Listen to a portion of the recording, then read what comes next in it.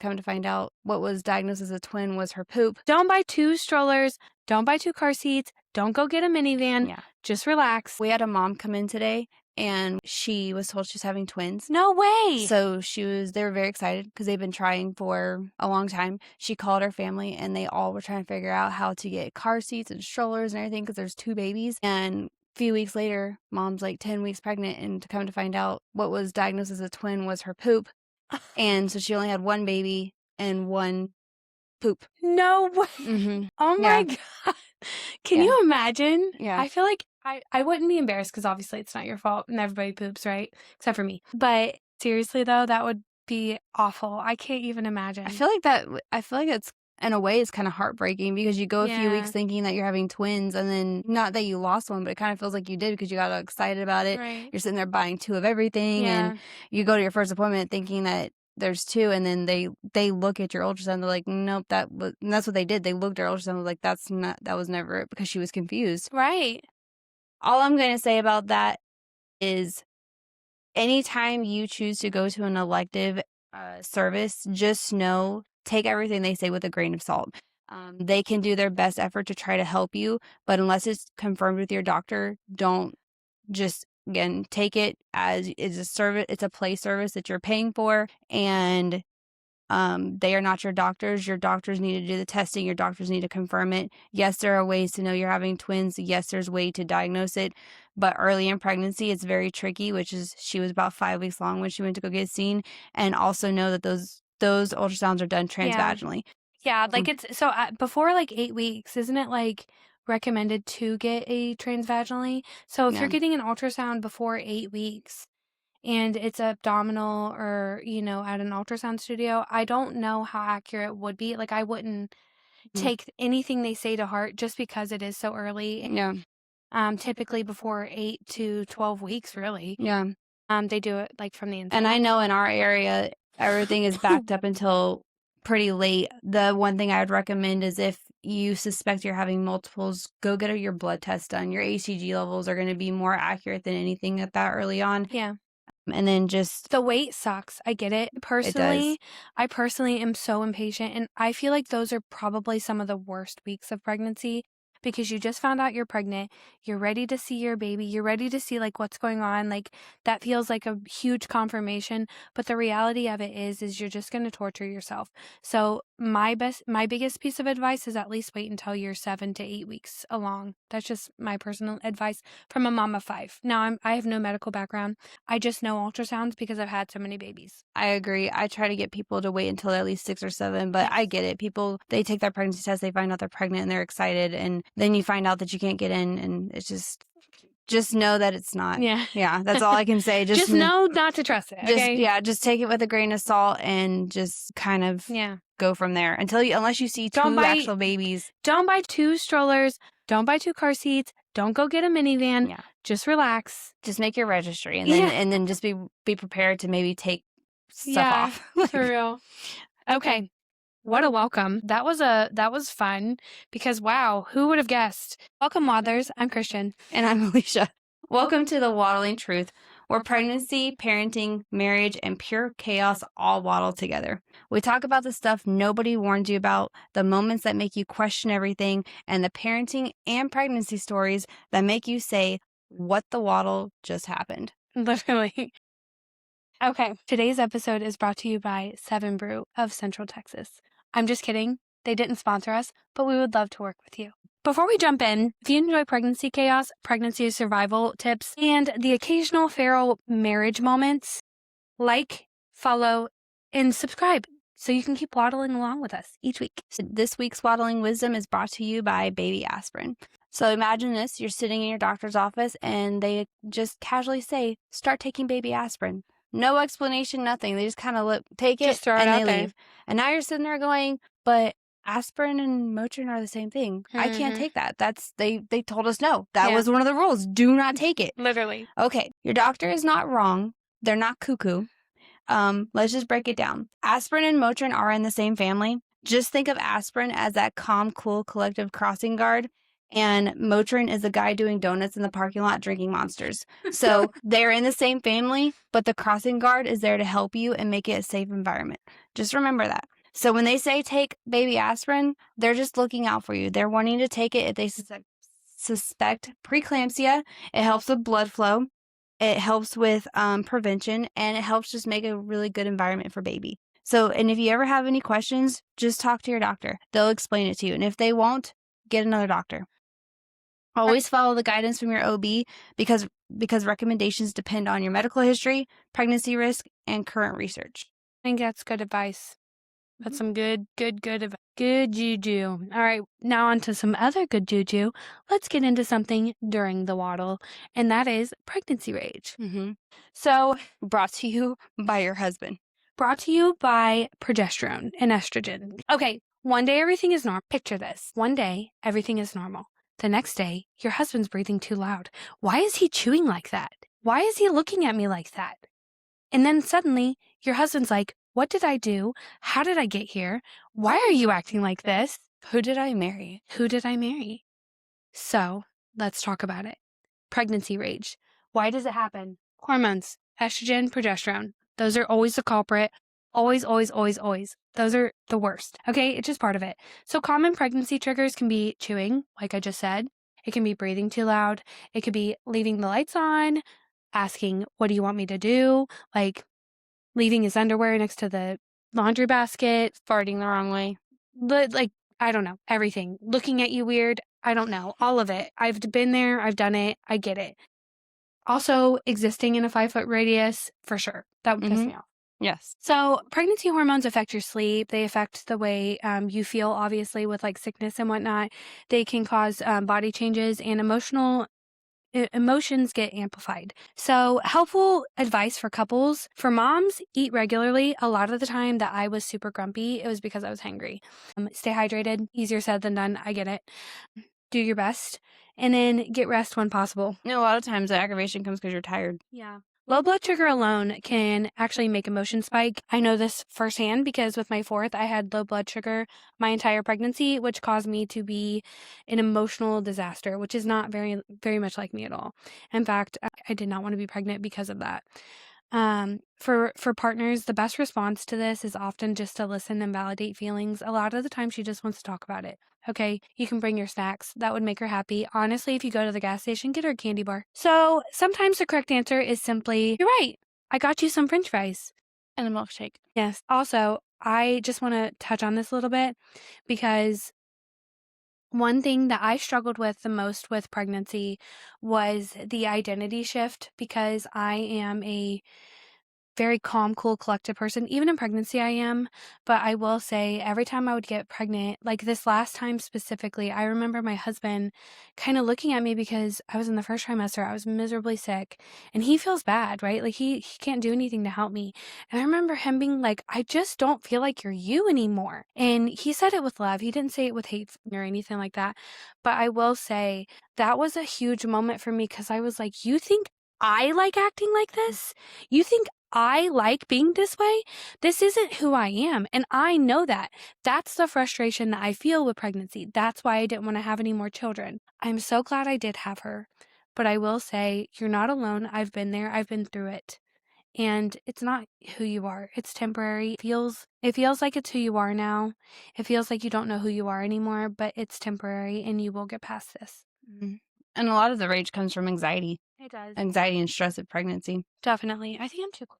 If you're enjoying the chaos of this episode, do us a favor and like and follow along, because parenting is hard. Also, leave a comment down below if you've ever had any of this. If you've ever got diagnosed with twins and later found out that you didn't. If you've ever had pregnancy rage, let's talk about it. And now a quick word from our sponsor. What's up, Waddlers? Quick question. Are you feeling under the weather, dragging through the day, or married to a hard-headed man who drinks everything except for actual water? Let's introduce you to Elevate Hydration, run by our very own Dawn Pessa, aka Hydration Queen. Elevate offers IV blends for hydration, energy, glowing skin, and yes, even hangovers. Can't make it to their office? Their trained medical staff can come to you based off of their availability. So whether you're pregnant, postpartum, burnt out, or recovering from a weekend bender, check out Elevate Hydration and tell them the Waddling Truth sent you. And thank you, Elevate Hydration, for sponsoring today's video. Thank you again for sponsoring us. Now that we're through that, we're going to move on to something called waddling through it. And this is where you're in the newborn trenches. We're talking about the things that happen during newborn stages that's really difficult, that we struggle with. This is something I personally was absolutely terrified for. I was not scared of anything else with bringing a baby home. I was not scared of anything besides washing the baby. Why was that so hard? And why is it so scary? It's because they're so slippery. Yeah. And why is that they're so calm in the hospital when as soon as you bring them home for their bath, they're screaming bloody murder? Yeah, as if you're like ripping their toes off, which I might. They're so cute. I don't know. I don't know if it was like this for you, but I feel like my babies, aside from Rosie, my babies are so small that I thought that if we're holding them naked, they were going to break in half or something. Like, I did not like holding them naked. And also, like, not getting their umbilical cord wet stressed me out. I With never the boys, bathed the my bell. babies. Huh? I never bathed my babies before their umbilical cord came off. Well, I did the sponge bath. I never did any Really? of it. Not unless they had like a massive blowout, and then I would just wipe them with a washcloth. So how long did it take for your baby's umbilical cord to fall out? Probably about 2 weeks, 3 weeks. Okay. It's not very long. And honestly, as long as your baby's not a spitty baby, if they're spitty, you need to be wiping them like under their chin and stuff, because like their crevices do get like really, really raw. But I mean, typically they don't need like a full-blown bath. But I mean, that's something I had to learn after a few babies, because they're not dirty. They don't sweat yet. If they're not spitting up on themselves, then they're fine. And typically, even if they are, you're wiping them down. It's not like you're letting them sit in the spit up. So, see, I gave mine a sponge bath every 3 days. Oh, really? That was just what I was taught. Yeah. But there's nothing wrong with that. But that was like one thing that always made me nervous because of their umbilical cord, and the boys, I had to wait for their bell to fall off. So that was just something that made me nervous. I did not like bath time. I mean, bath time's it's a job. Fine. It's a job. Yeah. It's a chore is what it is. Bath time is still a chore for me with 5 kids. And it's funny because like my older girls, like they're to the point now where like they can really shower by themselves. But it turns out that like I'll turn the shower on for the babies, and all of a sudden I've got 5 kids in the bath. I'm like, I'm glad that this bathtub's at least a little bit big. Yeah, my kids don't take a bath. They all take a shower. Yeah, we do showers too, but typically, I mean, just because the babies and stuff, I like to let them play in the bath a little bit. So they play in the shower. Yeah. I don't know. Once they can sit up, I don't put them in the bath anymore. The bathtub terrifies me, so I don't do it. Oh, a big tip for me that I learned after like, I would say when I had my 3rd baby, I learned just to take a bath with my baby. Like when they needed baths, like after their umbilical cord would fall off, I would take baths with my babies. And it was honestly the best experience because like I would nurse them. We would snuggle in the bath. Like it was just so fun. Like honestly, we'd do skin to skin. Like it was just really precious time. I just always showered with mine. Really? I loved it because I love baths. I'm a huge bath girl. So when they're newborns, like I feel like they're awake a lot of the time. So you don't get that like me time.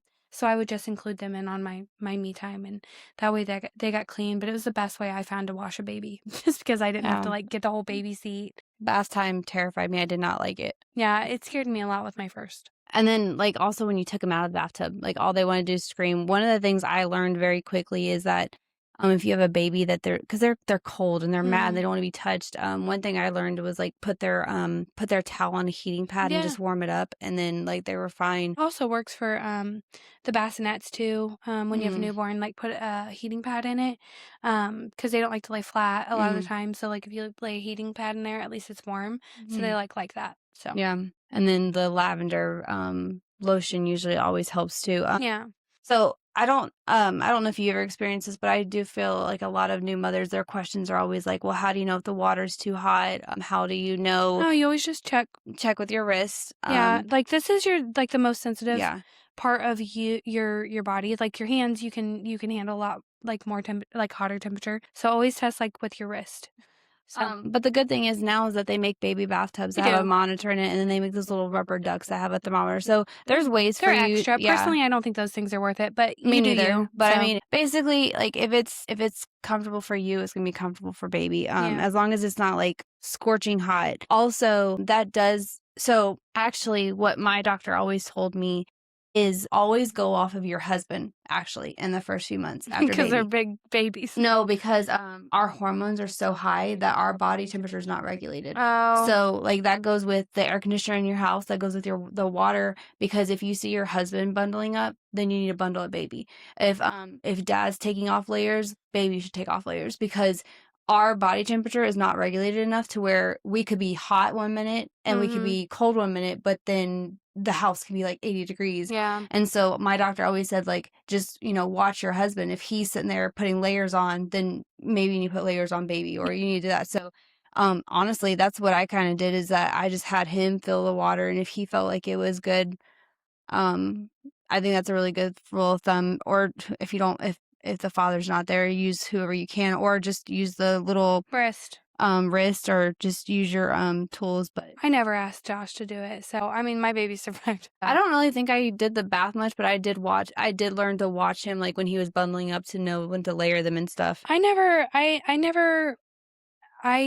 did that either, only because, like, we kept it pretty cool in our house, so I always had pajamas on my kids. So if we were leaving the house, though, that was the only time that I'd be like, look at the weather and decide. My But kids always had a onesie. I was about to say, they were always sleeping. They always had swaddles on. Yeah, I don't think until my kids hit 6 months that they had just a t-shirt on, like, unless it was like 800 degrees out. Honestly, I think this topic is kind of perfect. Like, this moment is perfect to go all the way into our next segment, which is after the waddle. So after the waddle is our postpartum segment. So we're going to talk about postpartum recovery. Now we enter after the waddle, when baby arrives and everyone focuses on the baby, while mom is sitting there thinking, my body just ran a marathon. Why did nobody fully explain recovery? Recovery can include bleeding, swelling, hormone changes, and exhaustion. Your body still looks like you're 6 months pregnant. Your stomach doesn't immediately go away. Your boobs are 3 times the size that they were when you went into the hospital. Hard as rocks. And they hurt so bad. I swear, some of the worst pain out there is the engorgement that you get after you have a baby. And the uterine contractions after. Yeah, and that gets worse with every baby too. So that was never fun. And I felt like I wanted another epidural, because every time those contractions are awful. Helpful tips is, this was the first time personally that I felt like, you ever hear an older person, like your grandmother, great grandmother, and they tell you, like, they're so frustrated because in their mind they want to do all of these things, but their body just can't do it. This was the first time that I had ever experienced that, but in real life, postpartum. Because when I got up after I had Jocelyn, I was in the bed, I was ready to take a shower, and I got up and I felt fine. But when I got up, like, the room just dropped and I passed out. And luckily my husband was right there next to me. I did not expect that. It felt crazy to me that my body couldn't do something that in my mind, like, why can't I do that? Like, I feel fine. But I wasn't fine. Like, it was the first time, like, I had to realize, like, you need to listen to your body and do what's best. Even when I come home from having my babies, a lot of the time I want to do things like the dishes, like clean up around the house and stuff like that. I don't. I listen to my body. If I get up and I start doing the dishes and I'm like, man, or like you will bleed heavier if you're doing too much. So if you notice that your bleeding is heavy, that means you need to sit down, you need to take a rest, and you need to take it easy. You have to take care of yourself before you can take care of anybody else.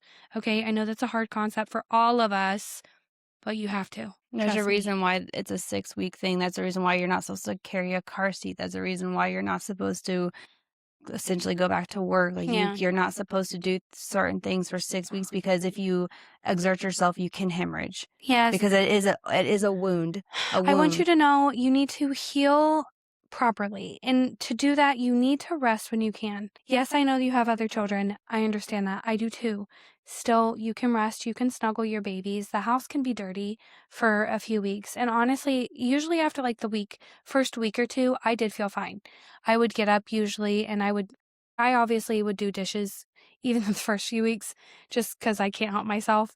But I would get up, I would start the dishes, and then I'd have to sit down. And then I'd get up, and I'd start the dishes again, and then I'd sit down. So, like, you really have to pay attention to your body and listen to it, because it's the most important thing. The most important thing in the first 12 weeks of your baby's life is feeding your baby, keeping your baby alive, and taking care of yourself. Nothing else matters. The house doesn't matter. Your husband doesn't matter. And I mean that with love. Okay? Your other kids, they do matter. I understand. But in that first 12 weeks, it really is just you and that newborn. And dads, if you can help ease mom into that and take all the older kids and try to help out, like, please do that for her, because the first 12 weeks of your baby's life is the hardest postpartum wise, and it's the hardest breastfeeding wise, and it's the hardest learning curve. So be there for her. It's the first 3 months. Do what you can. Postpartum mental health matters. And with that, let's talk about marriage after baby. And this is called waddling on. Many couples think they've fallen out of love after having a baby, but what is actually happening is sleep deprivation and stress. Yep, I agree. So personally, a lot of couples go into this mode called survival mode, but also roommate. It's like the roommate phase. It's the worst. We all hate it. It's like moments. It's like you're on a roller coaster with your spouse. Sometimes you'll be up and you'll be like, I'm back in love with you. Hey. And he's going to be down here. So it's really important to always help each other by filling each other's glasses and taking care of each other when you see fit. I understand that dads didn't just have a baby, but they did. They did just have a baby. Okay. They also go through postpartum along with moms. Not as severe, obviously, but it's hard watching your wife have a baby, or your girlfriend or your partner. It's just hard watching somebody change so much and go through such a drastic change, that it's really important for both of you to be patient. And in the first year of life, don't make any rational decisions. I wouldn't do any divorcing. I would not. I mean, if you're fighting, maybe it'd be a good idea to separate, but like at the same time, don't make any rational decisions until you get past a year postpartum. I know it sounds impossible because a year feels like forever, but I promise you in the long run, you will thank me later and it will save marriages, because that first year, man, is just hard. And I'm not advocating for separation. I'm just saying take the time to help your partner, even when you don't feel like it. If you notice your partner's doing worse than you, help them. I've noticed it with Josh. He's noticed it with me. It's important to pick up the pieces when one of you is falling. You're not meant to do this by yourself. He's not meant to do this by himself. You guys are meant to be partners in this, okay? Let's keep each other in mind. It's always you versus the kids. You and him versus those tiny terrorists, okay? Yes. Trust me when I say this, when you have toddlers and when you have babies, it's also very hard. Divide and conquer, okay? Let dad take on that big sister. I know you just had a baby and you feel guilty. It's important to let that happen. It's good for dad. It's good for you. It's good for your toddler. It's good for your baby. You need those first 12 weeks to bond with your baby. You just do. And your toddler, I tell you what, with me, it always worked out. It was right before I would have my baby. They would turn into daddy's girls. And I was like, you traitor. How dare you? I birthed you. I tore a lot. Okay? How come you like him more than you like me? And they did. But that's okay. It actually all worked out, because when the baby comes, you really do focus on the baby. And sometimes it can feel like guilt. You can have guilt, but you shouldn't. You shouldn't. I remember feeling like I wasn't doing enough with Jocelyn. But the reality of it is she did not give a crap about mommy. She was happy that mama was there to play with her. And she was happy about all the daddy time she was getting. She was happy I was off of her back. Like, I'm telling you. And she was 15 months old. So it will be okay. Marriage after baby is very difficult. I just want you to realize that you're both not sleeping. Even though mom wins the sleep Olympics. Okay, she does. You will never get less sleep than she does as a dad. I'm just going to be honest. You're not. And that's okay. And it's not a competition too. And I think that's one of the biggest pieces of advice that I can give you in the first year of your baby's life is it is not a competition on who feeds the baby, on who does the dishes more, on who changes the diapers. It's not a competition. You guys are in this together. It is not you versus him. It is you guys versus that baby. Okay. But also, just remember, like, if you're not communicating and you're not verbalizing what you want, that can easily turn into resentment. And resentment is often mistaken as anger. And I think that is where a lot of the, people give up on their marriage or say that love is out of there because your anger turns into resentment. And it's not saying it's not justified, but if you're not willing to talk about it and voice how you feel, that can turn into hate. And so I might get a lot of heat for this, but I have to say it. Okay. You need to listen, but not take offense. Okay. With your partner, always assume the best. Always. And that's so hard to do. I know, especially postpartum, because you're like, I'm fat, I'm ugly.